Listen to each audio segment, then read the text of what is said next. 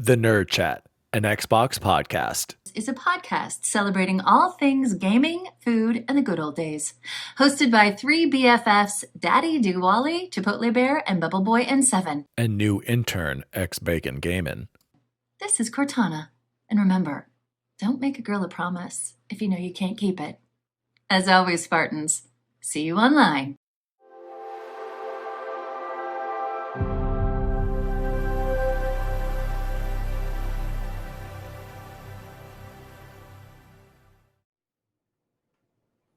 Oh, hello. Daddy Diwali here, and welcome to The Nerd Chat, an Xbox podcast celebrating all things gaming, food, and the good old days. Joining me, as always, is the co-host, Jose Chipotle Bear Martinez. How are you? I'm doing great, man. It's been a very long week, but hey, man, it's almost Friday tomorrow. And we got a very special guest joining us here, which we're learning about shortly. But I'm doing great, man. Happy to talk about some games. Happy Thursday, everyone. And joining us, as always, we'll get to that special guest in a second, the intern to the co-host, X Bacon Gaming. How are you? Fellas, it's the best week in sports going on right now. The Masters.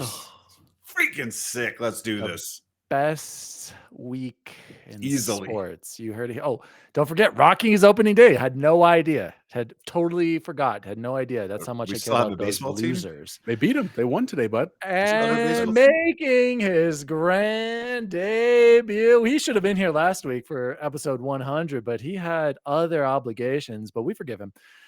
Joining us for the first time, one of the originals in the original Nerd Chat. He's been there since 2013, the launch of the Xbox One and Fallout 4 in 2015. He's got a special edition Fallout 4 console.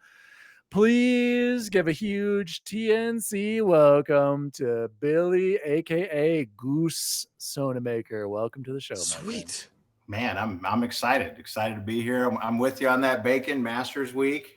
Gotta love it. You know, Jose, you look great as usual. Too bad. And then D-Wally, the fearless leader, man. Oh, thank you. Awesome. But no, I know I missed last week, but let me tell you what's more exciting about episode 101. Tell me. Okay. You know me, I'm a big fan and former football coach. Consistency, right?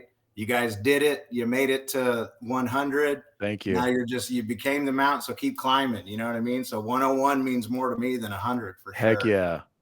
Appreciate it. There's the football coach coming right out of old Billy Stonemaker. Goose, why don't you tell our audience very quickly a little bit about your gaming history and some of your favorite consoles, games, just couple minutes. Just tell us your background and then tell us save what you've been playing for later on. But yeah, tell us about yourself and what you do. Man, okay. So I remember like the first console I got was the NES. Okay. So, kids nowadays don't even know what that is for sure. Right. But I'll tell you what, my most favorite underrated console of all time, TurboGrafx 16. Did any of you guys have one of those? I did not, bud. I have no idea what that is. So TurboGrafx 16, 16-bit, whatever. It also ran instead of cartridges, it was these like little cards, like cards that you would slide in and whatnot. And it had a bunch of killer games. Wait, what year was this? Oh God. It was before Genesis. Before the NES? You had to have, or around it? Yeah, it was around the NES, kind of. Man, I'll tell you what, that was awesome. I had a buddy whose dad was like super into big, he had like the Intellivision and TurboGrafx 16, all those obscure consoles like that. So growing up, I would always go to my buddy Adam's house and his pops always had them. And I mean, Ataris, everything. So I just kind of got used to platformers and side scrollers and that kind of stuff growing up. And then, Jose always points out my love of, what was that, Civilization? Oh, an Age of Empires, right? Or was it Civilization? Civilization. I got an ungodly amount of hours on that. That was. And then what are some of your favorite, your first Xbox memory? And how first you got Xbox memory. So that was actually high school when the original Xbox came out. Was it that 2002, 2001? Yeah, 2001. And I got to play the Xbox the first time in a hotel. I was playing lacrosse, and a bunch of guys brought the consoles to play Halo. And that was the first time was like a LAN party in the hotel with the lacrosse team going after it. So that was my first experience with Xbox. This is in high school, right? Yeah, that was high school. And then in college, man, it was when the 360 came out and it was Halo 2. I mean, dorm rooms, sports teams. I mean, it was wild. It got serious, like lots of money. No, you're thinking Halo 2 was still Xbox original. Was it? Yeah. Right. And Halo 3 was in 07 with the 360. Right. Whatever. I can't remember, but in college, man, we played the absolute heck out of Halo. I mean, money, gambling on the line. And then, like my favorite story, though, with the new Xbox, D. Wally's the one that took me down when Fallout 4 came out. And, we was at midnight at GameStop. We drove down there and hung out and got me the Xbox with Fallout. Right. And, do you still have that? Is that back there somewhere? Yeah. I got it in a box somewhere. So, man, I'd love to see that. Because it's got the faceplate. That was like one of the weird random limited editions. So, shout out. And then, of course, Billy and I and Jose, we had all played a bunch of Halo 5 Guardians, the old breakout and halfback dive right up the middle. We loved Halo 5. Goose actually hasn't played too much Halo Infinite, even though he has a Series X and has access to it. I don't know what he's been doing. I still see him on Fallout. And I still see him on Skyrim. That's basically, he's just like Miso Pony. He plays what he likes and he's going to stick to it. So he's still waiting for that. He's going to be waiting a while for the next Fallout because hopefully Starfield will scratch that itch. But thank you for coming on the show, Billy. One of our most loyal listeners, always writing in. He's written in many times before. I've always been in the chat. Billy, what's your Twitter handle? I'm trying to tag you right now. Oh, I am a ghost on the social media. You took it off? After I got done coaching, I nuked all the social media and no more. I'm free. Okay.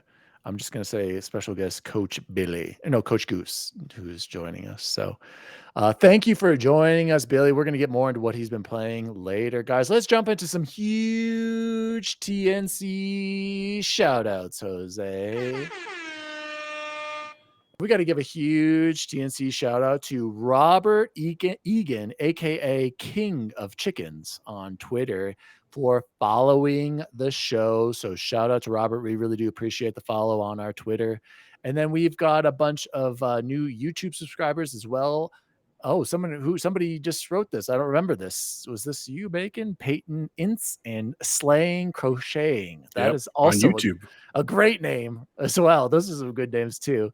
And then a huge TNC shout out to Ains, aka Porsche Power, aka the host of and creator of Seasoned Gaming over there on their podcast and their website. He liked our 100th episode tweet and he was so generous. He retweeted it, giving it some more a bigger audience. And so shout out Ains. We really do appreciate that so much. Yeah, thank you, man. Truly. And shout out to Insipid Ghost as well for liking our tweets. And of course, Mariano Pampa as well. Beast Mode 10. Thank you guys so much for liking our tweets and shouting us out. We really do appreciate that.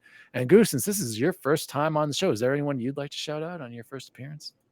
Well, I always got to shout out the wife for, allowing me to hang out with the boys and game on the weekends, when you can. So definitely got to give her a shout out. Other than that, no, you guys, man, just appreciate you having me, all that good stuff. So, I think we're ready to jump into the news. So let's jump into the Xbox news for the week, Jose. News team, assemble! And I guess this is actually kind of Xbox related. I'm really interested to hear Goose's perspective on this because I don't even know if he knows about this. He doesn't know any of the news that we're going to talk about, but can't wait to hear what he thinks of this one. So it is official, you guys. And this is coming from Grant Taylor Hill over at Insider Gaming. And we've got a lot of stories from over there. So shout out to insidergaming.com. The ROG Ally pricing and release date revealed, the leak claims, and this is a real handheld portable PC gaming device from Asus. And on April 1st, this was first teased, and everyone thought it was potentially it was fake. And I went, what? Speaking of fake, we got to talk about what good old Bacon and how he got fooled big time on Battlefield. We'll talk about that later. And Jose, they both. I'm not fooled. I'm just a hopeful. I'm hopeful. Bunch of noobs. Right. Here we go. So the Asus ROG Ally. I'm sorry, I want to say ROG Ally. I know, Jose, it's Republic of Gamers. I don't care. It's just easily. ROG. It's much easier to say the way. It has a 7-inch 1920 by 1080 resolution IPS display with a refresh rate of 120 hertz. Not only that, but Asus has claimed that the ROG Ally is quieter than the Steam Deck and more powerful. There's also an upgradable M.2 SSD port, as well as an expansion drive in the form of a micro SD card reader. Furthermore, the Ally can be linked up with Asus ROG XG external GPU device, which means that gaming power with the equivalent driving force of an RTX 4090 can be linked to the device when docked. And this is most important to me. It's Windows 11 out of the box, which makes it more compatible with way more games than the Steam Deck. Hence the marketing hashtag play all your games. So, Goose, if you just Google ROG Ally, you'll see images of this very sleek looking device. I'm a big fan of Asus's their laptops in general. I was thinking about buying a small 14-inch portable gaming laptop, and they're all about their new cooling and all their motherboards. And I did want to say there is on Reddit, one user stressed that they got their hands on with ROG Ally and confirmed that the console's pricing points.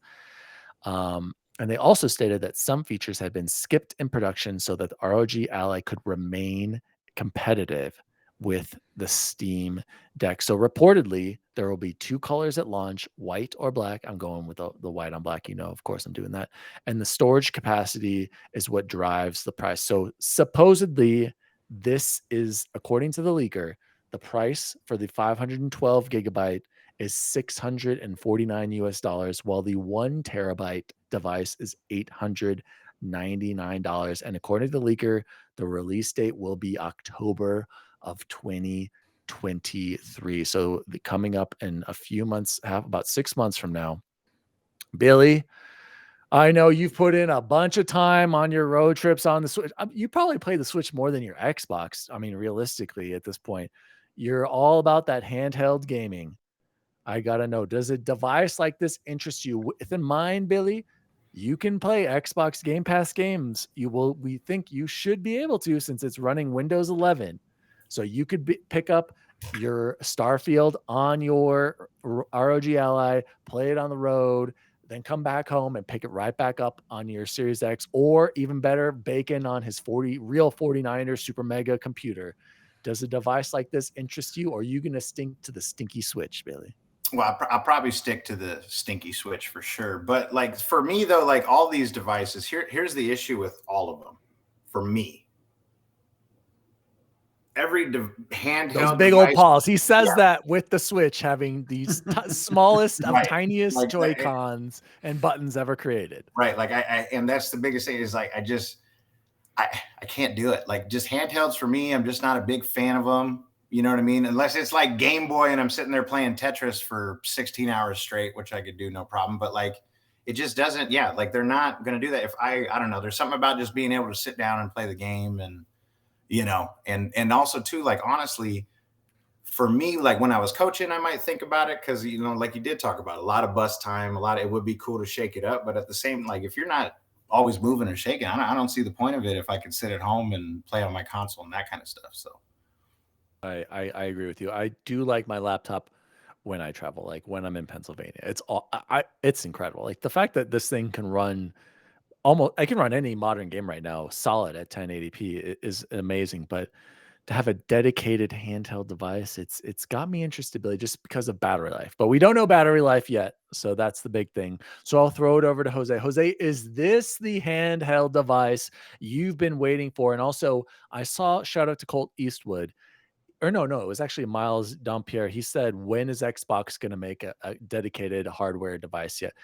And I kind of disagree with him on this, Jose. Why do it when you're trying to sell Game Pass? Have other manufacturers like Asus, like Steam Deck, like whoever else could get in like, who knows? Maybe HP Omen will make one. We don't know.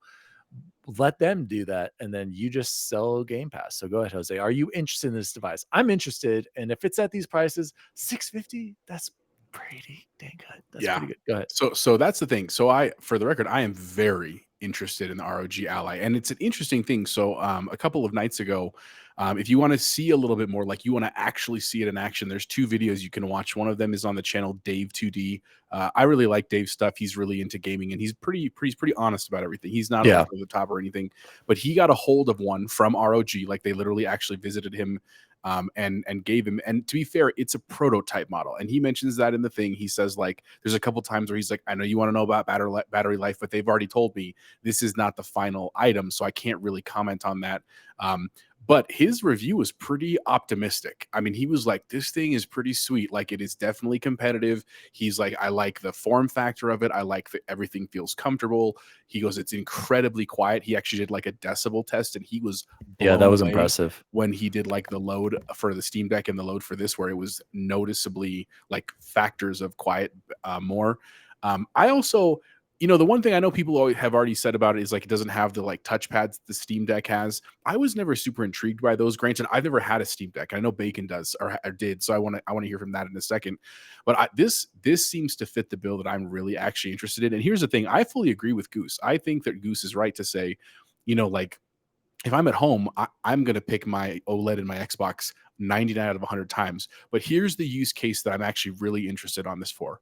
It's honestly when my wife is still awake and we're like watching TV together, because it's just become a thing. And maybe, you say what you will, is that we watched shows together, but they're not high intense shows. Like when we're watching, you're not watching like, Vanderpump? Like absolutely not. Like never. But like when we were watching like Last of Us, or when we're watching like our favorite shows, we're not on our phones, right? We're invested in the show for the 30 minutes, 40 minutes, whatever. But most of the time she's watching Naked and Afraid. I'm watching, probably something nerdy or whatever. And whoa. You're going to give me crap about Vanderpump and Housewives. You're not my wife. You and Victoria are watching Naked and Afraid. No. Come on. She is watching Naked and Afraid. You're there therefore too. I am watching Naked and Afraid because I'm next to her. Right. But that's my point. In those moments, right? I want to be near my wife. I don't want to just be like, all right, baby, you go upstairs. I'm down here. I love you. Good night. I like that time, but this would be a really great time for me to do that. Now, granted, I know there's all the questions about like, how's it going to be with lag and stuff like that, but I'm not looking to play intensive games. Like this isn't my gaming time with my boys playing Halo, playing those multiplayers. This is like, I would love to play Starfield on this, where I can just go explore a planet, or I can clean out a dungeon, or, the equivalent of it. Like this has me really, really intrigued. And here's the other part. My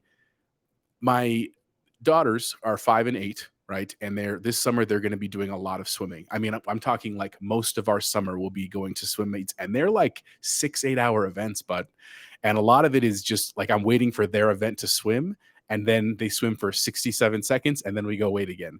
This is a choice item for me to have. Now, granted, it's not coming out till October, but you know what that tells me? This is like right in time for Christmas for me, bud. So I'm actually really pumped about this. I want to see how it develops. I was originally kind of with you, Dan, because I know there's been chat about the Vita and stuff where it's like, why can't Xbox make something? But I think this is actually a really smart thing with Asus and ROG. Like this would be a cool partnership for the Xbox to try to maybe pull as it grows, especially if something we're going to talk about in our next news story. There's rumors of like kind of a new PS Vita. This kind of stuff fits real well. And the other part of it, because it runs Windows 11, I'd like to get into some Steam games. Like there's a couple of small indie games that I would like to play on PC that I'm not going to play for my computer because it's a Mac. We've talked about that before, and I'm not going to buy a gaming laptop for that reason, just to play those small games. So this is really hitting that niche for me. And I as much as I'm always intrigued by the 1 terabyte option, like it's my instinct with technology is like always get more than you need. The truth is, like, I'm not going to be playing multiple games at one time on the Steam Deck. So 512 is plenty for me in terms of space and the operating system. So, and you can get an 1 terabyte SSD right now for $70, $60. Yeah. The other thing I would just say, if you want to see another video too, if you don't want to see Dave 2D, check out Linus Tech Tips. He also got a prototype copy. And I mean, as much as whether you like Linus or not, he is also brutal about everything. He's brutally honest. And he liked it, man. He was definitely intrigued by some of the specs and stuff. So I'm excited, man. I'm excited to see what's coming, but I would like to hear from Bacon as well. He's our resident PC expert. So what say you, Mr. Bacon? Before I throw it over to Bacon, Jose, just there is an option for you right now. You can stream to your phone from your Xbox and hook up a controller and play. I was playing with Pony a few nights on Friday the 13th with my controller and just with my phone. And I'm telling you, there's very little lag. Like it's quite impressive if you're doing remote play within your own house. So and I do want to say, try it. If you haven't tried it yet, Jose, it'll surprise you how well it works. So that's you could be playing Resident Evil right now. I'm just saying. I know. I thought about it. And I kind of want to start doing that. That's what made me think about it because we were watching Naked and Afraid this week, and I was like, God, I just want to be doing a little bit more on Resident Evil. I have my Razer Kishi from Christmas, so there you go. I want to get that rolling a little bit too. But yeah, try it. Bacon. I know me and you talked about this a little bit before. Very interested indeed. If the battery life is decent, you're going to buy one no matter what, because that's just what you do. You just buy them. So, by the way, Jose, my mic gain keeps adjusting. Does yours ever do that? What level are you at for one? It's really quite annoying 2 right now. Okay, yeah. It looks like both of ours just go down for some reason. All right, Bacon, go ahead. So, I had the Steam Deck, and I love the Steam Deck. The only problem that came with the Steam Deck was it ran Proton or Linux based. So I had to side load my Windows onto a micro SD card, and I had to boot it into Windows, and there was still no way to natively get Game Pass on it. There was workarounds for it. Reason why I originally got it was for it to be solely a Game Pass machine. Bacon, was it? I don't mean to interrupt. Wasn't there like an official like documentation from Xbox about how to sideload it on the Steam Deck? Or there was, but I was having audio driver issues and stuff. I mean, I got it. I was in the second batch to come out, and when mine got here, it was still a sought after device. So I went ahead and flipped it after having it for 2 weeks and made $300 on it just by flipping it. So I was thinking about getting back into the Steam Deck and get another one, and this stuff drops on me. And this one here fits my use case a heck of a lot more because I do use a lot more Game Pass than I do Steam. But it's the best of both worlds on this one. Having the eGPU compatibility. Now, I don't know if they're going to make you only use the ROG, their eGPU, or if I can get a standard eGPU box and then run it. Problem with that, Dan, is you're going to have so many dongles and so many docks. And Dan is the king of dongle town. There's going to be a lot of dongles going on running in eGPU. Hey, wait, let me ask you real quick. When it says it can run a 4090, does that mean you have to have a 4090 connected to this thing? So you have to buy the 4090. Got it. Okay, so, I got it. You don't. Yeah, they have external boxes with PCIe Express on it, and you plug them in, and they're self-powered, and then use a Thunderbolt port because it has the fastest transfer rates. So I only have to buy a $1,500 GPU and the dock instead of spending $3,000 on the whole thing. Yes, I mean you're almost there with the cost of the device. But so there's a lot of unknowns of what this SoC is going to be, how much RAM is going to be in this thing. But from what Linus was saying, because of course I watched his video. It seems like it's going to be pretty good. And he's had hands on all these. He's had the Ioneo Next and everything in his hands. So he's seen and held every single one of these things.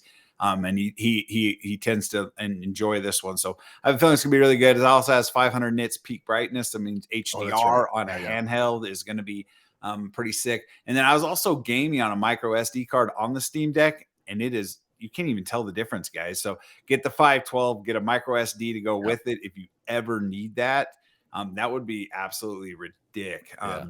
And so like today when I was sitting around with 4 hours of downtime at work, just sitting in my van watching the Masters coverage, I wish I had that. I could be playing Skyrim or something like that. So getting chills. And shout out to Nell in the chat. She said, hello, gentlemen. Hopefully you all get this special little game machine for Christmas. I hope so. No. That's my wife.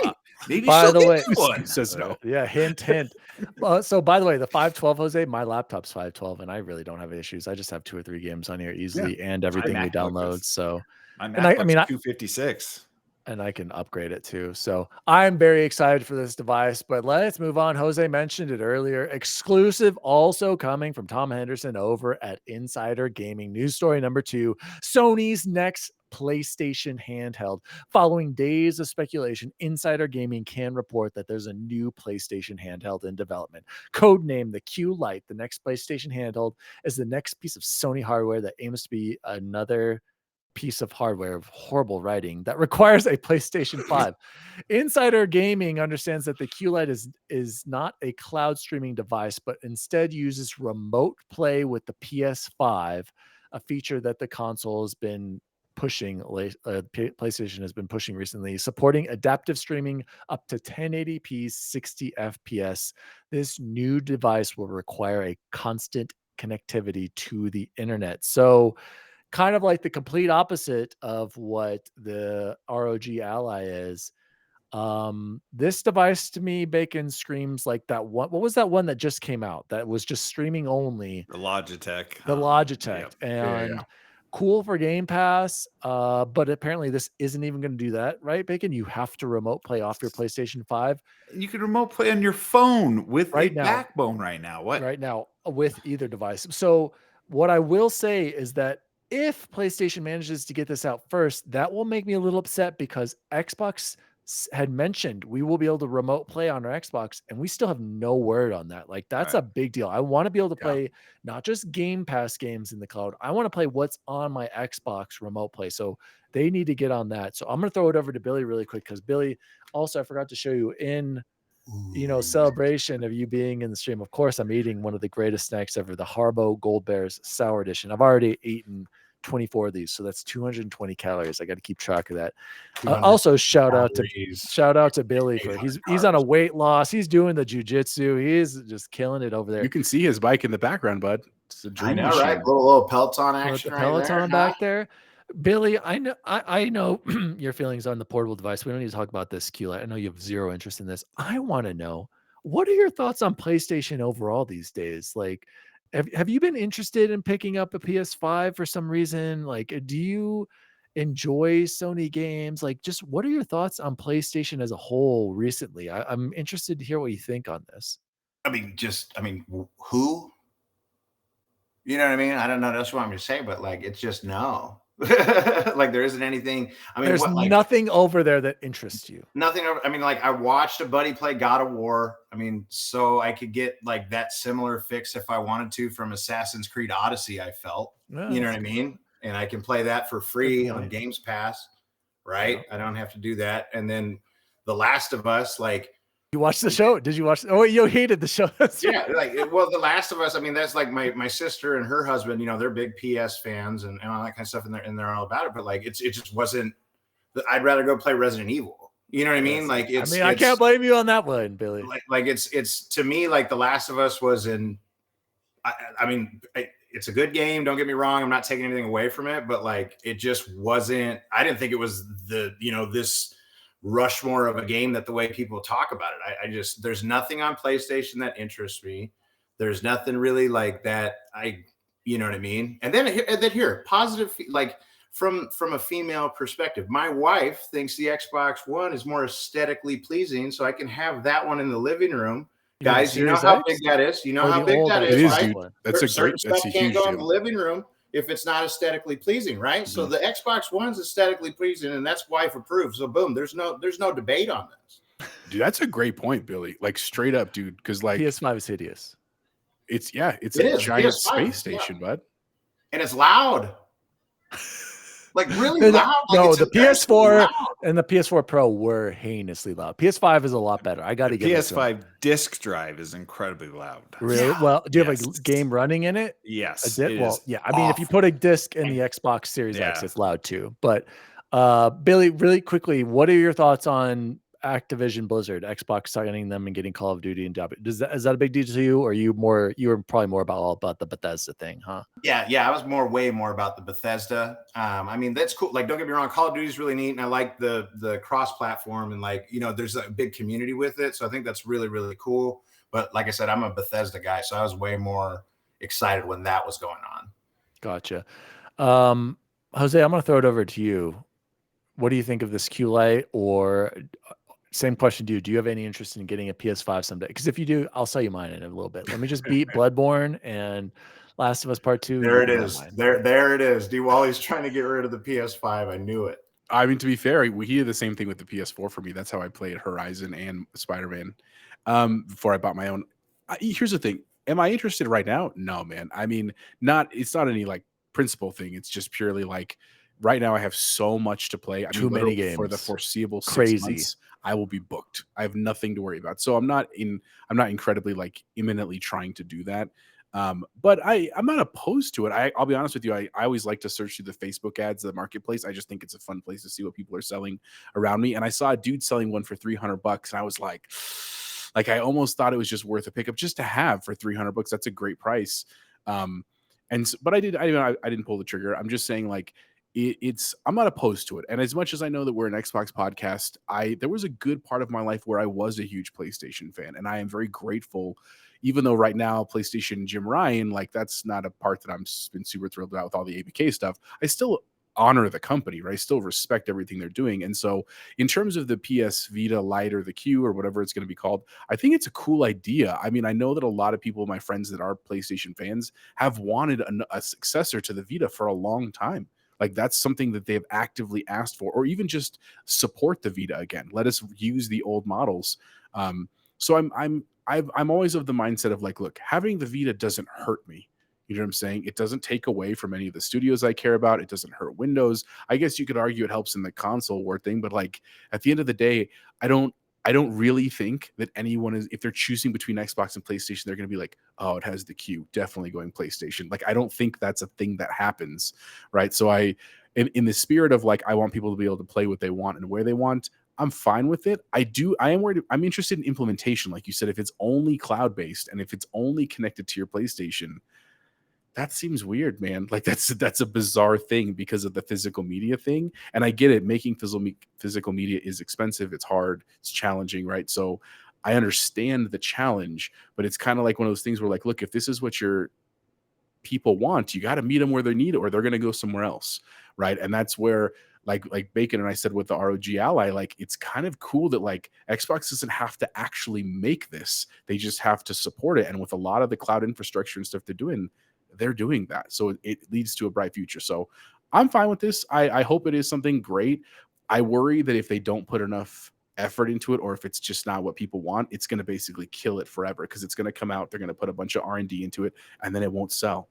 And then that'll be Sony saying, so you wanted it, but you didn't buy it, so we're never making it again. Like, that's a no-win for anyone on that side. So that's my only fear kind of moving forward. Bacon, is this device dead on arrival if it's not 150 or less, just like the PSVR 2? We know Sony. There's no way this is going to be 150 or less. It's going to be a $500 piece of hardware. I still, for the life of me, cannot figure out who this is for.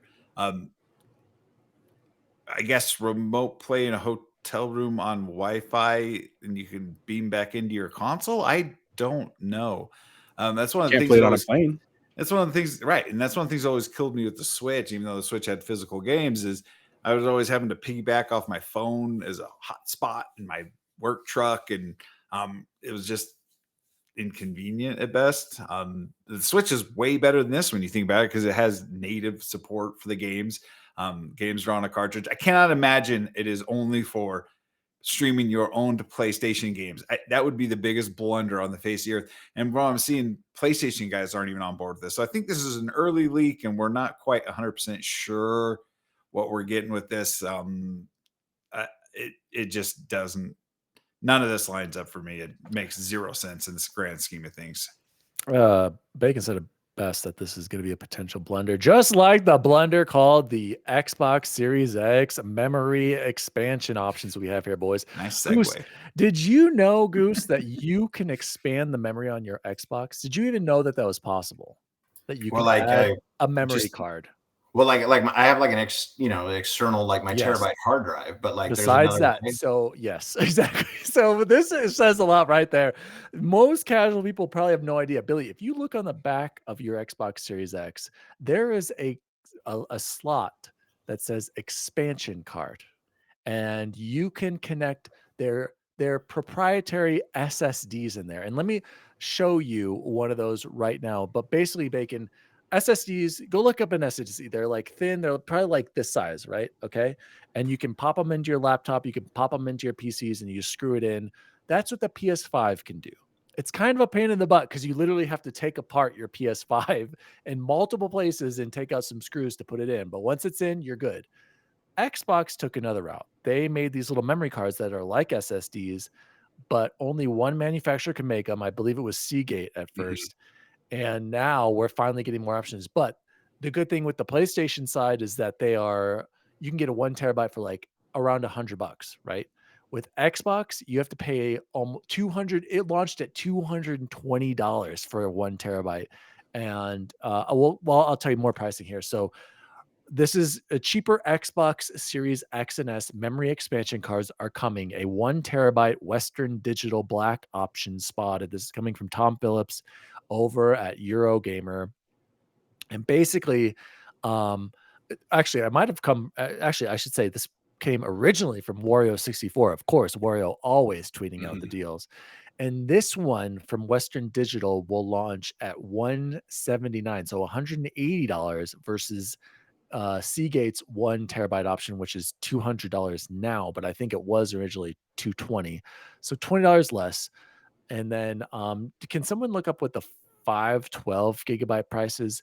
So anyway, Billy, there's 2 options now. You can there'll potentially be 2 options. Hopefully, this will drive prices down, but can somebody tell me? Don't you think anybody would like learn? Remember, like Nintendo 64, and then all of a sudden you had to get, Donkey Kong 64 came out, and you had to get your little thing to expand it. Like, can't we just get it figured out? Like, can't we just buy?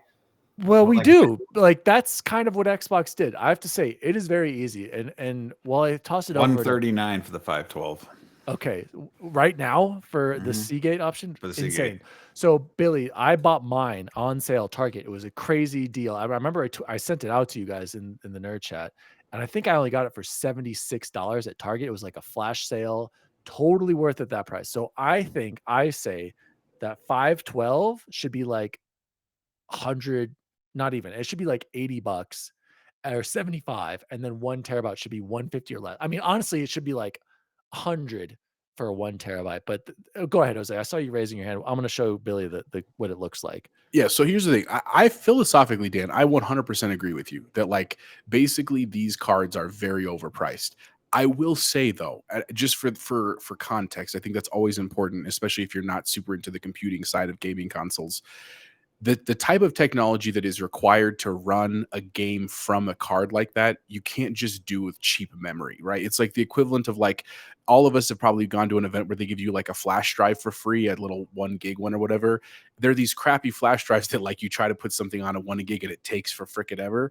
Versus if you buy a really expensive flash drive, it does it instantly because it's like USB 3.0. In the same kind of context, the kind of memory that a PS5 requires or that an Xbox Series X requires to run a game from and to store it fast is it's like a higher tier of memory, right? So it's not the cheapest you can buy. So I do agree with Dan that they should be cheaper. I don't think it's realistic with the technology you need that it's going to be like sub $100, but I think why though? It already is on PlayStation. No, it's base economics right now, right? Jose, look, or Bacon or Billy, this is what it looks like. Yeah. No, I mean, yeah, I've seen that. Yeah, it's just base economics right now, right? There's only one. You can only get one type right now, so of course the price is going to be high. And then after a little bit, competition for sure. But even Jose, you're saying why is this so much more expensive? Just because I can just pull it out and put it in, which, by the way, is nice because guess what? I went over my stupid data cap again, you guys, with Comcast. Freaking hate it, downloading all these updates. But now I will just update games on my Series X, and then I take this, plug it into my Series S upstairs, and it transfers super quick, Billy. Like you're talking 120 gigs, it's like 5 minutes, and it'll transfer that game over. It's incredible how the speeds when you go from SSD to SSD. And that's what Jose is saying is really nice. Like it's one of those, you know what I mean? Like you got to pay the price for something like that to be able to do it. Like but like I agree with what you're saying. Like, yeah, it's expensive, but also it's expensive now. But it's just remember flash drives. Remember those things? Like so it was expensive when they came out, right? Yeah, like it'll go away. I just think it's a bad look for Xbox to have it so much more expensive. Even though you're right, Jose, I agree. The convenience factor is there. Like I said, this is amazing. But how many people like me installing games on this and then transferring it to another Xbox? Well, but how many people are like me who don't even know, and it's like we don't need it right now because it's like I literally have like 6 games on my Xbox right now anyways, you know. And I agree with you, Billy, but if you have a Series S, dude, you are screwed on memory. My Series S, I was thinking, Jose, you have one too. Yeah. It's only like 364. That's like Warzone, Forza, and Halo, and that's it. Like you're done. Yeah, but again, you can install some of those on an external hard drive like Billy. But if it's a Series XS game only, you're screwed. But for the most part, there aren't too many of those games. Let's be real, and you can install it on an external hard drive, which is nice. But go ahead, Jose. Go ahead, and unless Bacon wants to say something about that. Well, that thing I was just going to say to that same point is like what Goose said, that like how many people are actually running out of storage to the point where they feel like I can't delete what I have because I'm between 5 games and I need all the data or something. That's a very small subsection. Same thing on PlayStation. Same thing on PlayStation 5. How many people are actually opening their PS5s to change out the memory stick? Even though you can for a relatively cheap price, most people like they wouldn't do that in their lifetime, right? Because it's too scary to open it. You damage it and you destroy it. Their parents are certainly not letting their young or teenage kids do that, right? Unless they feel like comfortable with that. So I would argue that these are like not common use cases. I still ultimately agree with Dan that the price should come down more. It should have come down faster. We're 2 years into this cycle. They should allow more competition. But I understand the technical side of why they did this. It's not just a pure like it's not a cash grab for the sake of cash grab. There is technology that does necessitate that extra cost, I guess is what I'm saying. Anyway. Bacon, you're on my page with this. It should be cheaper. Am I right? When as a PC enthusiast, I've gone from spinning hard drives to 2.5-inch SSDs to then M.2s. When I originally purchased M.2s, I got 2 500 gigabyte Samsungs to get a total of a terabyte of Gen 3 speed SSD, and I paid $500 for 1 terabyte. But when this drive came out, you bought it too. Don't you have one? Oh no, I have one. So when this came out at the launch of the Xbox, the Gen 4 NVMe SSDs, this was right in line with those. It was a little bit more because of the CFX Express adapter that is used for the back of the thing. Wait. Are these the DDR5? Are they like that? Or they're Gen 4. Right? It's Gen 4. Okay. It's the slower speed Gen 4. And so when the PlayStation, the standard hard drives that went in the PlayStation also, can we call them hard drive, SSD? They were right in line with what the Xbox had for a Gen 4 1 terabyte drive. They were within $20 of each other. Problem is that technology since has gotten a lot cheaper. So they have much better options than we do. I have 4 terabytes in my rig right now of Gen 4 NVMe SSDs. And I still aren't quite to the price of what I paid for the 1 terabyte with the Xbox. This is the one blunder that Xbox has made in this cycle. And I don't know if it was for hot swappability. Maybe that was the reason. Maybe with the Series S, whatever, be able to just unplug it, go right to your other system and have the storage. Maybe that's why they went this way. I cannot for the life of me believe that a mid-gen refresh, if we have one, isn't going to have a standard slot and I've been in my PlayStation multiple times. It is not scary in any way to add a hard drive. That is quite possibly one of the easiest things you'll ever do. It doesn't coming from the computer whiz. Yeah, you build rigs for fun, but it's literally nothing. It's not that bad. I do have to seriously. Bacon, I disagree. It's definitely going to have the expansion card. Why are they making these, and why are more options going to come out? It's going to be there. And I have to say, you're absolutely right. It has to be able to swap it, and it is convenient. I'm not going to lie. Like Bacon, for people like me who have a Series S and an X, it's super easy. I just popped it back in just like that. Like it takes it's a second. And I haven't go upstairs and do it. I love it. Don't get me wrong. And I think for the price I paid for $512, $75, absolutely worth it at that price. And I'm so glad I have it. Yeah, I paid full pop for the 1 terabyte. I had to go to 3 different Best Buys the day they came out. I bought it then for the full price, and I've never thought about it since then. It's just lived in the back of my console. It's never been something I've ever thought about. It is a console warrior talking first world point, problem. And I agree. PlayStation did a substantially better job at this. But since I bought it, and I've never even thought about it in 2.5 years. It's literally just lived in my Xbox, and this price for this 179 is not a great price. This should be WD Black. It's not a good price. It just isn't. I mean, I can go down to Micro Center and get a 2 terabyte Gen 4 drive right now for my. I'm heading down. Shout out to Micro Center, sponsor us. Hey, I just want to give a huge shout out to Cordy Morgs, Court Siegel. He says, "What up, Goose? Coach Goose, welcome, Court. We got to get you on the show here next time. Really want you to be here, especially maybe with Billy." So, enough memory talk. Let's jump into something more fun. Vampire Survivors second expansion, Tides of the Foscari. I don't know. You guys have played this. Arrives in April. New character, new weapons, a big forest. This is coming from Matt Wales over at Eurogamer again.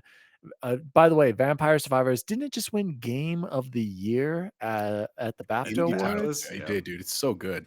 So good. I have to say, I'm the only person in the world apparently who has not played Vampire Survivors yet. So I'll throw it over to you. But idiot. This new DLC comes out on April 13th. So in a week, you'll be able to jump. Bacon's going to have to go back in and get all those achievos. So Bacon, I think you're the #1 Vampire Survivors fan. I'm going to throw it over to you. Are you excited for this? I mean, obviously you are, right? It's $1.99. I mean, who doesn't pay $1.99 for an expansion? The amount of hours you get out of this game is ridiculous. It'd be perfect for the ROG Ally is this game right here. Just hours and hours and hours and hours and hours. It is an incredibly fun game. Buy it, play it, or download it, and then just buy the expansions like I did. I bought the first one. I'll buy this one because it's $1.99. I waste that at Del Taco. Oh, gross. Billy, have you played Vampire Survivors? No, I have not. You should. I have not. Dude, this has your name written all over it. Old school, Oh yeah, I'm in. Yeah. Like I'm in. Do it. And then Jose, quickly, will you be checking this out with too many games, right? I mean, dude, so here's the thing. Right now, and I'm going to talk more about this when we get to games. I've been playing an online game on my phone in that downtime when we're watching things like Naked and Afraid that my wife wants to watch. Before that, the last time I did something like that, it was Vampire Survivors. But the problem was I would do that and then she'd go to bed and I would still stay there on my phone because, dude, it's such a good game. I will definitely pick this up. And honestly, to support the company, like even if I don't have time to play it right now, day one, I'm purchasing it because I certainly want to support their next endeavor because this was just super rad. Goose, you download. Oh, look at that. He's hitting the download button as we speak live right here, folks. So very nice. You can play this in the cloud, right? This is a perfect. Oh, yeah. It's perfect cloud gaming because it's not too much data. Touch controls and everything right on the phone. Shout out. Billy's playing right now as we speak. Next quick news story. The new Xbox wireless controller Remix Special Edition is made partly from reclaimed CDs, water jugs, and other controllers parts. This is coming from Daniel Ruiz, Senior Marketing Manager over at Xbox Accessories, April 4th, 2023.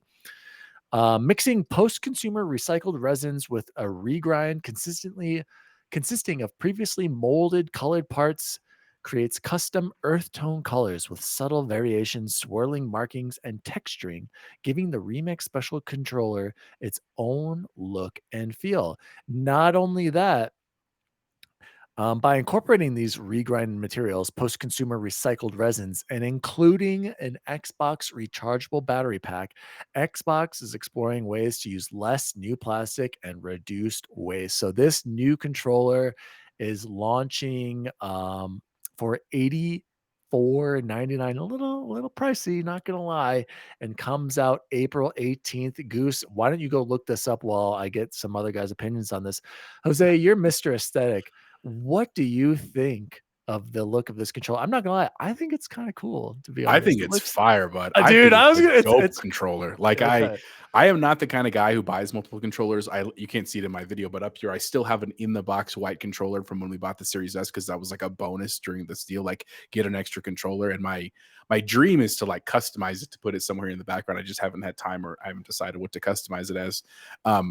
I love the idea of having lots of controllers, but I think practically that's a weird that was weird. That's a weird thing to do because it's like I only really need one controller. Like even right now, I have a Series 1 Elite, I have the Series 2 Elite, I have the one that came with my Series X, I have the one from before, I have the white one, and I only use my Series 2 Elite. Like I don't want to use anything else. I know Dan has like the Scuff Trio and stuff like that, but that's the only reason why I'm not into buying it. I do again applaud Xbox for doing this. Yeah, there's the Scuff. And I want to see more with the consoles, even though, again, I'm not buying a new console anytime soon. I just like that idea of like, not everyone's hardware has to look exactly the same. right? So I all of their designs I haven't loved. I will say this is the first one where I was kind of like, man, if this was like if it dropped sub 50 or if there was a price somewhere or like even normal price, even like 60. I'd consider like, dude, that's it's pretty kind of a sick. dope one to have, dude. It's a cool controller. I love the green. I like that there's like the two-tone shades. And of course, I admittedly do like the idea that they're using some recycled stuff. I mean, I think it's always funny when marketing's like, this is us saving the earth. And it's like, well, how much did you use? Well, like we save like 3%. You know what I'm saying? Like something like that. So we mass produce these Xbox One controllers. We got to do something with them. Exactly. But no, I think it's cool, man. I definitely applaud them for this. I do have to laugh a little bit because it's like almost 420. And I was like, that's a lot of green for 420, right? So maybe think of Goose a little bit. So dude, the front of this controller is sick with the It's green, dope, the black, yeah. and the gray buttons and the lighter green and the Xbox logo. And then on the sides, it's got, for audio listeners, it got like a brownish wood tone on the for the grips, and then the back of the controller is like I don't know, kind of blue that is kind of like a, I don't know how to describe it, but it's a very unique blue. And then the battery pack is gray as well. What do you think about them including the rechargeable battery pack? Is that just kind of like, it's still, I guess I can still use batteries, so that's not that big of a deal. Billy, do you have any special controllers, or are you just rocking the standard Xbox Series controller? Yeah, okay. So standard Xbox Series controller with Duracells, baby. I am. You don't even use like rechargeable batteries? No. No. So I am burning through I them get it, but I'm with you. Wow.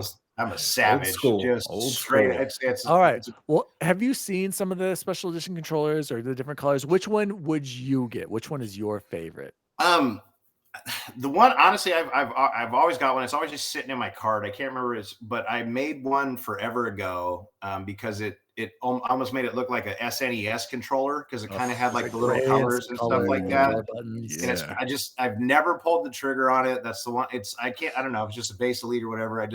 I had it made and I've just never did it. So see those SNES controllers back there, Billy? Can you see them back there? The Famicom ones. Shout out to Danny D. Dinosaur in the chat. Shout out. He poop just said and poop. then saying, I'm with you, Goose. I have a 50-pack of Home Depot batteries ready to rock. Oh my gosh. You guys, you just buy a $15 on Amazon and you just the rechargeable ones, but that's what I just swap them out, guys. You just swap them out and charge them. I'll show you in a second. Here's a great story. Speaking about burning batteries, right? Remember when Miggy was hitting Battlefield 1 like hard? Oh no, I don't even want to. I'll never forget that. Like when Miggy was like sweating on Battlefield 1. That dude would burn through batteries like so quick. Well, because he was living with me. So I would take the battery pack, the big thing, and I would set it because, Miggy's kind of short. So I'd always put him in different spots around the house. So a little high. So when he'd die, like in the middle of the match, he'd be like, where's the batteries? Where's the fucking battery? Just try. Yeah, it was great. Bacon, where does this green? You're all about the green saving the earth. Where does this stand in your rankings of special edition controllers? This very well could be one of the best looking controllers Xbox has ever made. I love that color scheme. I'm not a huge fan of the battery door being a same color as the grips. I think that's weird. I don't know why they wouldn't just kept it blue like the rest of the back there. But update, my Series 2 Elite core is broken and going back to Xbox. How does this happen? My left thumbstick completely spins off and then it just sticks. I have no idea what happened. Sifu broke it. And I also broke my blue controller on Sifu also. So Sifu has claimed Maybe you should stay away from Sifu. Yeah, I don't know if it's the controllers. It sounds like a you problem at this point. I've never had a stick problem. I've had bumper issues. I've never had a stick. Exactly. So you're pushing it too hard. So I'm trying to decide if I'm just going to try to order some Hall Effect sensors sticks and put them in this myself, or send it back for warranty. But you need. Well, I mean, you got to get it warranty, but you need to do that afterwards, guys. Billy, this is what you see. You just go on Amazon, you get this. It comes with 4 batteries. This is like $20. You put them in.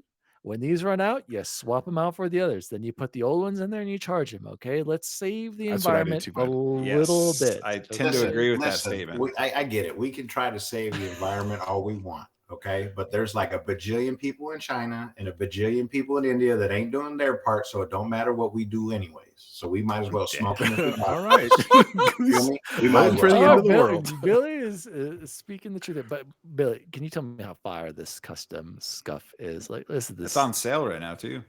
Yeah, not this exact same one, but yeah, that's what I'm saying. I had it, and I had the purple bumpers, the buttons, and all that. Yeah, but if you're gonna do it, you got to get it with the Elite, Billy, because you need to have the back paddles. You need to have the buttons on the back. It's a game changer, man. It will improve. Bring back the Duke. Can we just bring back a customized? The Duke is back. You can get a Duke right now. Can get one. It's wired only though. Yeah, it's wired only. I just want to customize. The original Duke was wired. You got.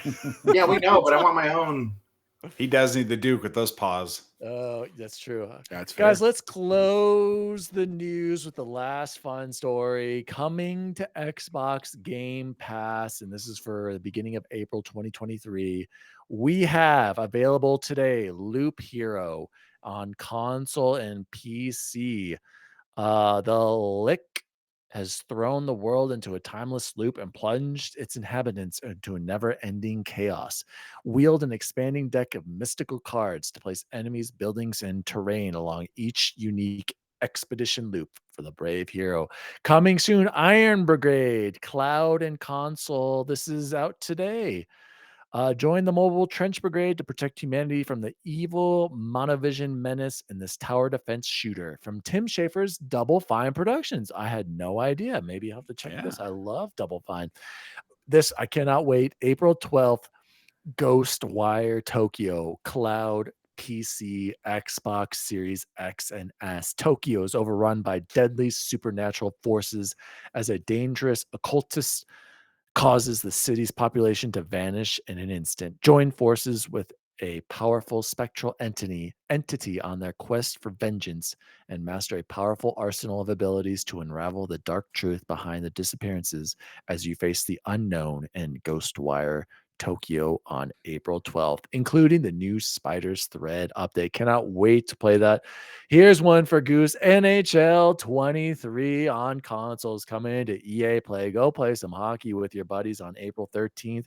And then April 18th, we have Minecraft Legends Cloud, console and PC, day one on Game Pass.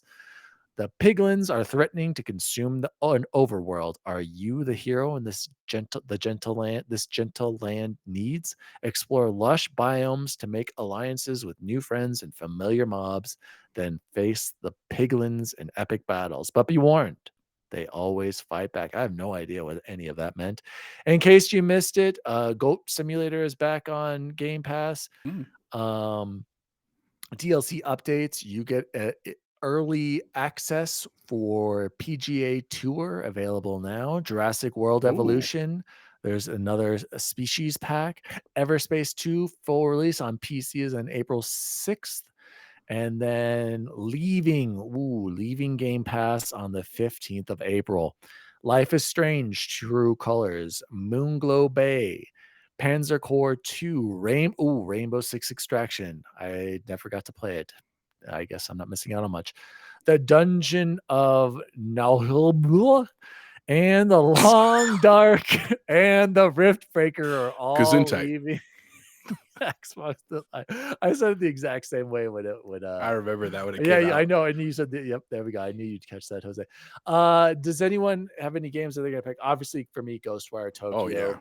Bacon, what about you? Are you going to check out Minecraft? I never played Dungeons. Early reviews coming back on Minecraft Legend are incredibly positive, so I definitely will be playing that. Windows Central says it's the next big hit on our hands, so I have a feeling it is going to be huge because Minecraft is the most popular IP on the planet, no matter what PlayStation says about COD. Yeah, I was going to say, not Jim Ryan doesn't think Minecraft's that big of a deal. Jose, anything that you want to play? Oh, I'm pumped for Ghostwire. And honestly, like, I'm not usually a big sports dude. Like, there's a couple games I'll play, but I kind of want to pick up NHL just because the Avs doing well. I kind of want to see where that technology's come on the NHL game. And I didn't know that about the PGA Tour game because I like playing golf games. I think they're fun to like just chill out. I mean, I'm not playing them right now because I'm kind of caught up in a couple things, but I will check out those too. And then Minecraft. Do you know, Bacon? Is there a story mode or is it purely the online co-op stuff? I believe there's definitely going to be a story attached to this one. because I kind of want to see if I can play with Penelope, honestly. Like, I'm trying to find some more stuff for her to get into that's more story based. I try to do a little bit of the world building stuff. It's just a little bit too as long as she'd be able to wrap her head around the RTS strategy in the game, but it's going to be a real dumbed down RTS. So I'm sure it's. I think she needs to play Legends. Well, Dungeons. Dungeons. Sorry, Dungeons. She would have a hoot in That's Dungeons. like Diablo. Okay, so maybe that's what I'll do is start Dungeons. I'd start on Dungeons Legends as she gets bigger. Okay. You two should both play through Dungeons. I'm pumped for play Dungeons. Some good stuff for sure. Billy, is there anything you want to play or interest you? No, definitely the PGA Tour, especially because I think this is the first time Augusta's back actually as a course since the Masters edition. But it's only a trial for that. That's just like a 10-hour EA, but I'm probably going to buy it for sure because I think, Bacon right, because it's the Masters edition was the last time Augusta was actually in a video game. So, wow. That's pretty exciting for that one for sure. I'm pretty pumped. Shout out, so many games to play. Speaking of games to play, gentlemen, what have we been playing and or watching? I gotta throw it over to our guest. Billy, are you playing any games recently? What is going on with you? What have you been playing? I haven't really been playing much, but I hopped on the Ted Lasso band train, bandwagon finally. Started watching that, me and the wife, and that's a great show. Wow.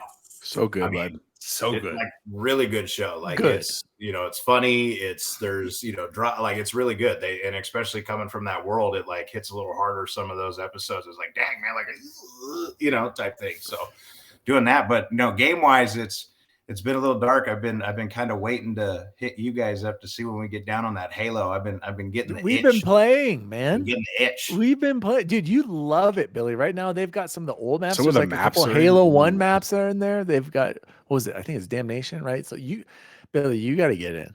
This is a great time to be on Halo. We need to schedule a Nerd Fest with you. Okay, you need to make the time. Wish they'd bring back Breakout though. I think actually there is Breakout in Forge mode. You can go play Breakout in one of the Forge modes. But you'd have to get a crew to have the PvP. But yeah, we could do it, Billy. So just think about it. Jose, tell me about your Resident Evil 4 adventures. I mean, I can tell you, man. This week I've just been putting in pure work. Resident Evil. Man, this game and if you read the hype all over the Twitter streets, but it's a fire game. And I know I'm obviously like I love horror games, but man, even people that don't are like, this game is just so good. And part of it is because, as you probably heard, let me have to interrupt you right there. Which one is better to you, Dead Space or RE4? Because I gotta say, Sacred Symbols, they all said Resident 4 is a good game, but it's not true survival horror. They all said that Dead Space is actually better. I wouldn't call it true survival horror. If we're talking survival it's horror, an action horror. I would say it's definitely like a third-person action game. But to be fair, that's also what made it so special when it came out on the GameCube, right? Because the first Resident Evils were that true survival horror where you kind of have to want that, where you have limited supplies and you have to restart because you run out of ammo. RE2 forever. And I do too. But RE4 was different because you got drops from every enemy. They added the money system. They added the melee system, right? There was a lot of things that they added that I think have really perfected. I do have a couple of things that I'm like, man, that would have been kind of cool, different, but I understand. I'm not mad about any of the decisions they did with the remake. I do appreciate that they kept some of the kitsch, the funny lines that Leon says, but I love that they kept the corniness and the campiness. It's all there. I recorded every clip where he says something dumb like that because it's hilarious. So yeah, shout out. I really do appreciate that. The bingo. Yeah. The famous everybody go bingo. Yeah, that's a famous line. What are you buying? Yeah, what are you buying? What are you buying? And they actually made the vendor is actually a much more personable guy. Where in the first time I ever played it, he just basically that's all he says. What are you buying? But now he talks to you and kind of cheers you on and stuff like that. So it's been. Have you bought a rocket launcher yet? I didn't. I've had the money a couple times, but I've been upgrading other weapons and stuff like that. He's like, I always thought, I had to keep it on an even playing field, but that's just me. He kind of makes fun of you a little bit for buying it. Is it hard to find ammo for it? Because I haven't bought it. Well, it's a one-time use, and I think you only can use 3 of them. Or I bought it. It's $80,000, bud. That's crazy. Anyway, yeah. Well, you're gonna want to use it on some bosses. It's been great, man. I'm on chapter 11, I think, right now. So for Dan, I just got past the bug phase, and I'm now kind of in those mining caverns. I'm having a great time. Did you do the Indiana Jones minecart ride? Not yet. That's coming. I'm real close to that. The shooting galleries, I've only been to 2 of them, but I got S on all of mine so far. I saw my boy Dan today. He did the S on the 4C run. That is insane for those that know what that means. Got the Chivo. He did. So it's been great, man. I'm having so much fun. I think I'm gonna do a new game plus because I'd like to play with some of the cool weapons. But I'm gonna probably hold off once I get there because Mercenaries actually drops tomorrow. That's the new DLC add-on. We got Ghostwire in 6 days. We got Jedi Survivor in like 12. Like it's just so much coming right now that I can't do. I don't know if I'll do the new game right now, but my goal is to try to finish it this weekend because I want to do the DLC and then I want to jump into Jedi Survivor once that comes out as well. So overall, I've been playing that. The other thing I've been playing that I do want to chat about, we're checking out that costs you nothing on your phone is called Mighty Doom. So it's a little. Yeah, I heard that's pretty good. It's basically Doom, but like it's a top-down view, and it's small little levels. It took a little bit to get used to. But it's really fun, man, and it's built to be a mobile game where like you got to go and check this thing that like every time you get like more coins and you upgrade stuff and you open chests and stuff. But for like a cute little Billy's downloading right now. Billy's getting another for a cool little like banger game that you can play a couple minutes at a time. It's cool, man, and I just like the Doom experience. Why isn't this like available for us to play on console? Well, you'll see once you play it. I don't know if it would be that fun on a console. Orientation or something. It is vertical orientation. It's not first person view. It's like a top down sprite that you're playing. But it's cool, man. I've enjoyed playing it. And I also say shout out to Shank for joining us in the chat. Good to see him finally. Yeah, and let's get some shout outs right there, Jose. Dan Driscoll said Court doesn't pay his internet bill on time ever. So shout out to Dan for busting out on Court. And then Dan says, how can I forward your Twitch link? We already did because Shank wants to watch. Court said, press the share button, Dan. And then Court said, hot take, extra toasty Cheez-It are still elite. That's he's absolutely right, Jose. Agreed. He's absolutely right. He's here. Technology is spooky, is what Dan said. Shout out to Chris Shank. Love a good live game pod. Haven't kept up on gaming since Hogwarts bummed me out 20 hours in. We got to get it back. Jose, tell him about your opinions on that in a second. And then Court said, fun fact, one of my biggest jump scares when is in RE4 when you shoot the lake. Fun fact, Court, it's still there. I did it just for fun. And there's you should go look up the Easter eggs on that Court because there are now multiple ways to trigger that. So go check that out if you're not going to buy it.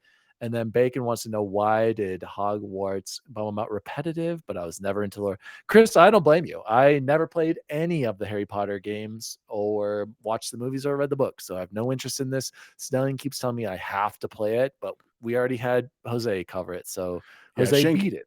And Shank, I hear you, man. The other part, to be fair, is like Goose is playing Doom right now. Is that my daughter and I are reading through the books right now, and I was never super into the lore. I like it, I get it, and I'm cool to like be in any fantasy lore, but I enjoyed it, man. To be fair, I also had a vasectomy and was stuck in my bed for 2 days, so like I could burn through literally hours and hours and hours on that, and so I had a good time. But man, no worries. I hope you find the game you like. Join us on Halo. Thanks for joining us today.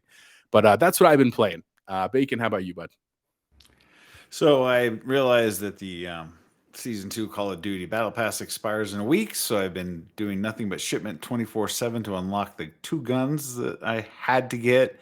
Now I saw there's a skin for a female character I want to get, so I'm going to have to do a few more nights of grinding. I'm not going to finish it. I've been playing around a little bit with the Halo Battle Pass, which I actually really enjoy this season of Halo. Super, super good.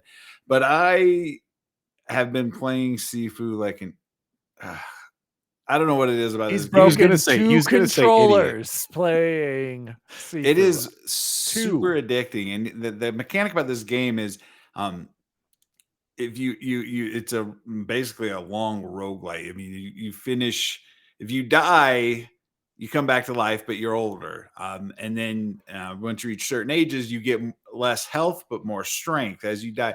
So now that I've beaten the 3rd boss now twice, and I'm gone to the next level, I'm coming to the next level at age 69 as a female martial artist. And I'm just like, nice. I have no chance.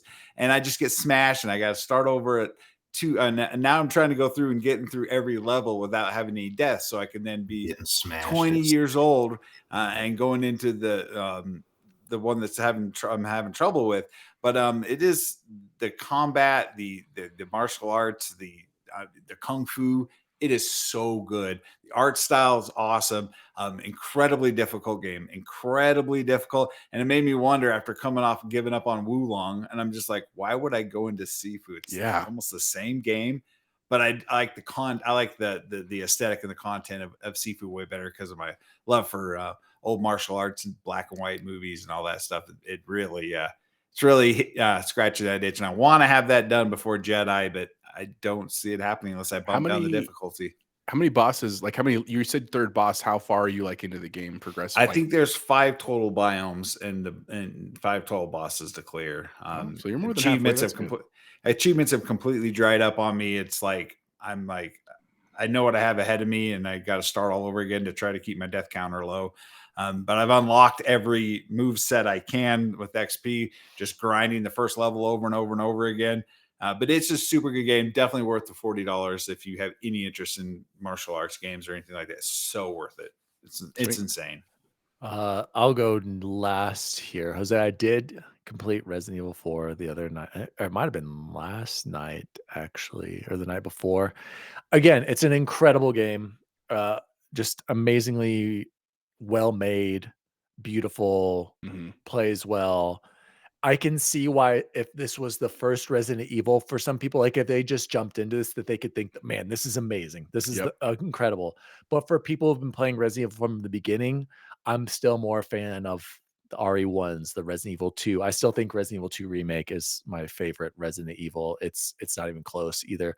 I've always enjoyed 4, but you can see this is the start of it going a little more towards the crazy action, and then stuff, it goes really left turn in Resident Evil 5. So I'd be super interested to see where they take that. I think they should completely remake it and not just like take what was there, like this. Like there's differences here, Jose, but I don't feel like they're that huge. I do think it does a relatively good job staying close to the game. There's one section that I know they completely cut out, and I won't tell you about it, but to me, I was like, that's fine that they take that out. But again, I completely recommend Resident Evil 4. To me, if I had to give it a rating, I would give it a 5 out of 5, a must play, but it's not my favorite Resident Evil. It's always going to be 2 and even 1. And actually, I think I would go, I'll tweet about this, but I think it would be 2 and then 7. I think Resident Evil 7 is so underrated and so good. It was a great game, and scary. Like I would put it there, then I'd probably put 4. And then I might even put Village after. Like Village has grown on me. Like Village. I loved Village. Dude, I got to get shout out to Capcom. Incredible. If Sony bought them and I never could play a Resident Evil game on Xbox again, I'd be devastated. I would buy Dane's PS5. I'd have to play on PlayStation, God forbid. But I do want to shout that out. Also jumped in Billy into Forza Horizon, the Baja, having a blast driving around the Sierra Nueva, driving down the sand dunes. Every time I play that game, it's just fun. That game is just pure fun, especially in short bursts. I love it, and rewarding. Unlock some easy achievos for jumping in.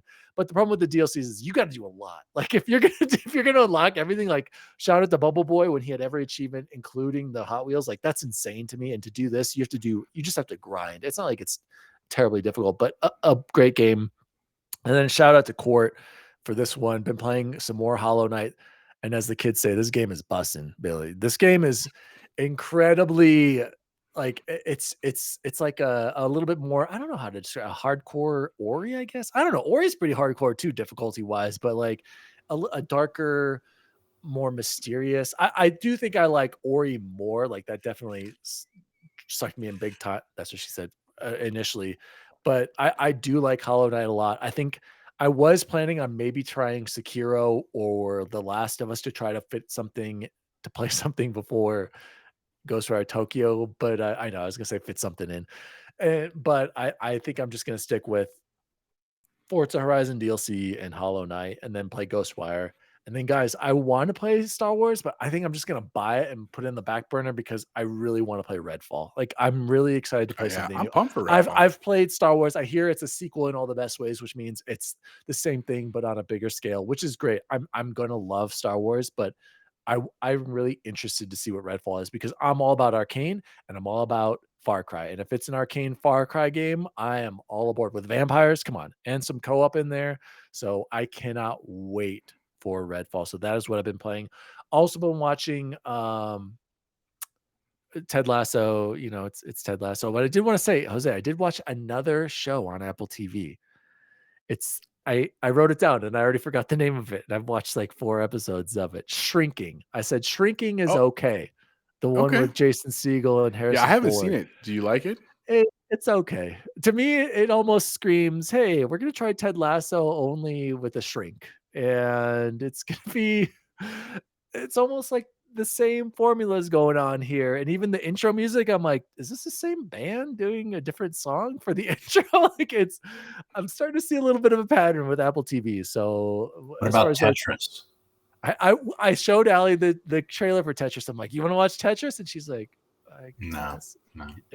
Bless her. Dan, you should check out Mythic Quest on Apple TV. That's I want to watch season 3. I haven't seen season 3. It's a funny show. Is Allie gonna watch it? She might. I think I'm gonna try to get Victoria to watch it. I think I could get her to watch it. Okay, Court. Breaking news. Court said Sekiro above all. I know, Court. I just beat Wolong and I got 1,000 of that. I was just a little worn out, Cordy. Like I couldn't get my ass kicked again with Sekiro. I do want to play Sekiro. I have a plan. I'll get to it. I promise. I will play Sekiro. I promise. So, you're not gonna. Eventually, guys. Let's close the show like we always do with the best food we had this week. I know Billy has been waiting this entire time to share the incredible. Oh no, he's shaking. It's been a bad week. Oh no, Billy, what has been the best food you had this week? Tell me something good. Oh man, the problem is I've been focused on like dieting and stuff. Oh. So it's been all. So I mean, it's good food, like steaks and everything, but it's just it's pretty boring, Although that cow that we bought is delicious. Tell us something you made that was the best food you had this week. Come on, Billy. I made these. Huli chicken legs, like they were Hawaiian chicken, basically teriyaki kind of chicken legs, and man, sounds incredible. They were delicious. And bacon, I'm assuming here we go. HPO, how was that pizza you warmed up from Costco the other day? Pretty good? Oh, well, it's not my turn, sir, but I'm very excited. Hey, bacon, you talk to remember that for when it's your turn. We had one of those the other night. That was pretty tasty. And tonight we had some taquitos with some cheese dippy cheese. So you can't go wrong with taquitos. And that is my boring food life, sir. I love it, man. We'll get to that in a second, B. I see you, B. Yeah, B will answer. I didn't mean to leave you out. So I did have like many episodes ago, Bacon recommended these like Detroit style pizzas from Costco that you can buy in the frozen section. We bought them and I hadn't they just been sitting in the freezer. And then Motor City, I think I've mentioned. Yeah, it's the Motor City ones, exactly. I'm just gonna say this. They were delightful, bud. I mean, like very, very good. Dangerous because I wanted to eat that whole mother by myself, which is not good. But it was very, very good. The other thing I had, it had been a little bit, and I'm actually working on a counter for us. I don't have it ready this week, but it'll be soon. Popeyes. Last Friday was like a rough day at work, and I at one point in the day, I looked at all my coworkers and I was like, does anyone want Popeyes? And literally everyone was like, I'm in. And I was taking orders and got to go pick it up, and they killed it. They did a great job on the order. It was like hot and ready. It was delightful. So great. It was a great normal week of food. Nothing super crazy in terms of the week so far. I mean, great daily dinners and that kind of stuff, tacos and everything, but excited for the spring, right? Like Billy's a griller year round. Like he always shows us that. He is. He's 100% certified grill master, but I'm excited for kind of being outside warm weather burgers and dogs and chicken and that kind of stuff. So that is what I had. I will start for those that don't know. I haven't shared my best food. Thanks, Jose. The best food I had this week was barbecue pulled pork. Allie put it in the crock pot, and then we've got a little bit of corn on the side. Then I'm telling you guys, the Walmart battered fries. I can't remember. Got to get them. The great value. Incredible. So shout out to Allie. That was the best food I had this week. Go ahead, Jose. Remind everyone what B asked us last week. Yeah, sorry. And B, thank you for reminding us, but I'm sorry we forgot about it last week. But it was our 100th episode, and he had asked us in our chat to talk about our favorite memory or some of our favorite memories from the 100 shows that we had done before. which is a great question. Do either of you guys want to go first, or Goose, since you've listened to some, do you want to go first? Yeah, Goose, tell us what your favorite episode has been so far.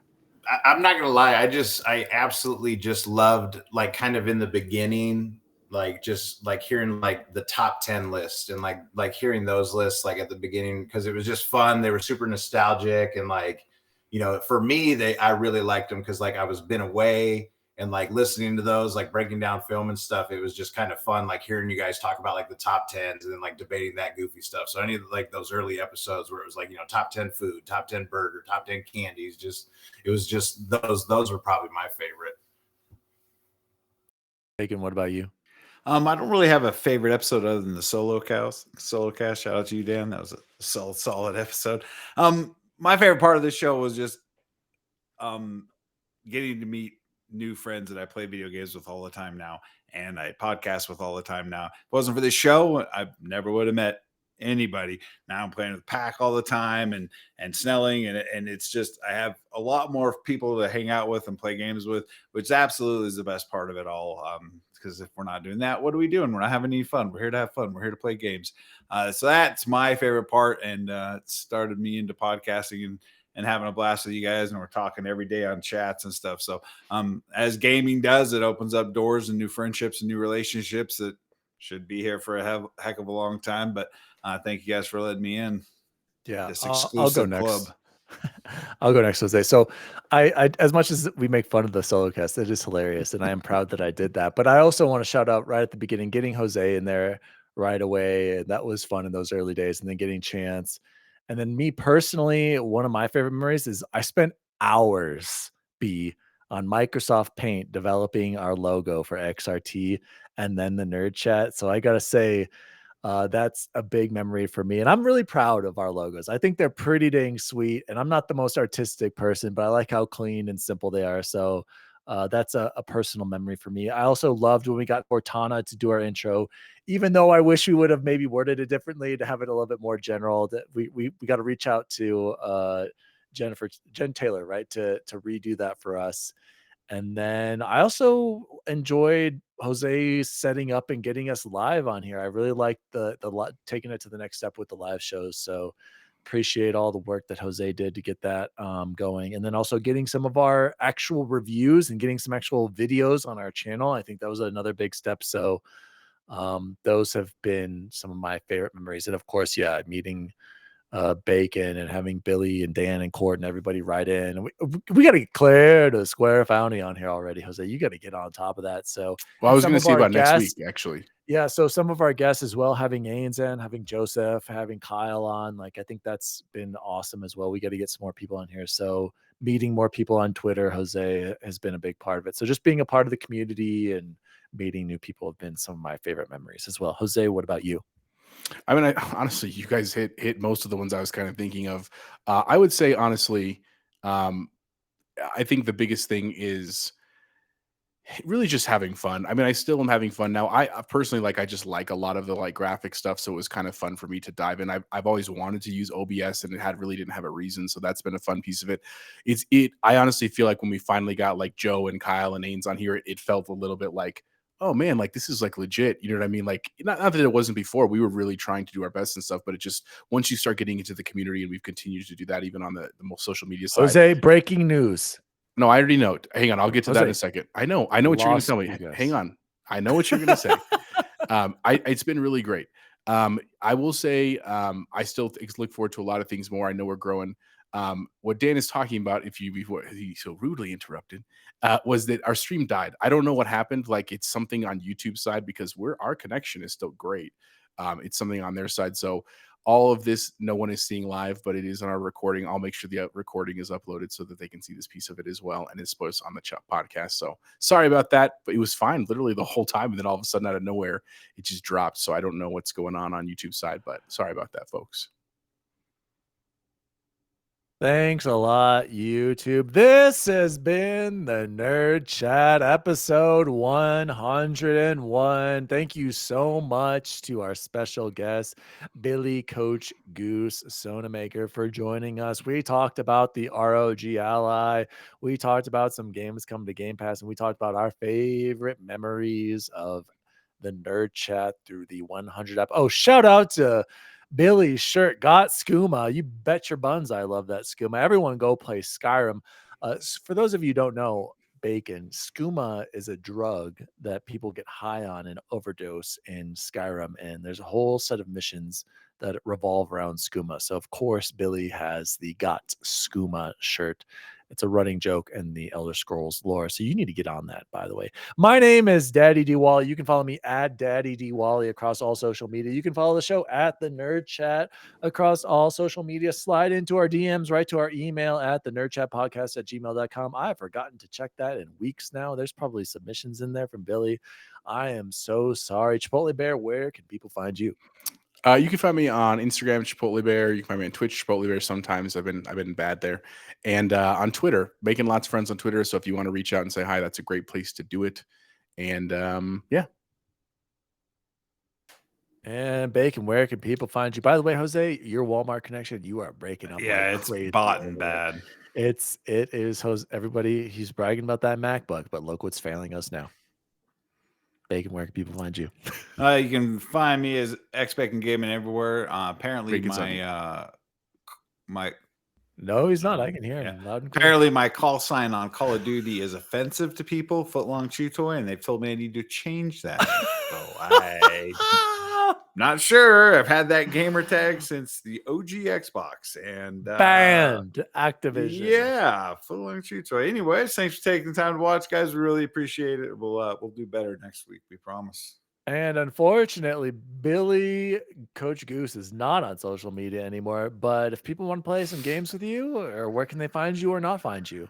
On Xbox, man, Coach Goose 66. There we go. We're going to get on this weekend. We're going to Halo down or what? Heck yeah, Billy. Thank you so much for being on the show, Billy. You are always welcome to come back anytime. We'll have you and Cordy on here. As always, you Halo Spartans, see you online. See you online. See you online. See you online. You might see me online. I don't know. Here he goes. Who the hell is it? What do you want? Judas Priest Barber is one of those flaming bags again. Don't put it out with your boots, Tad. Don't tell me my business, devil woman. Call the fire department. This one's out of control.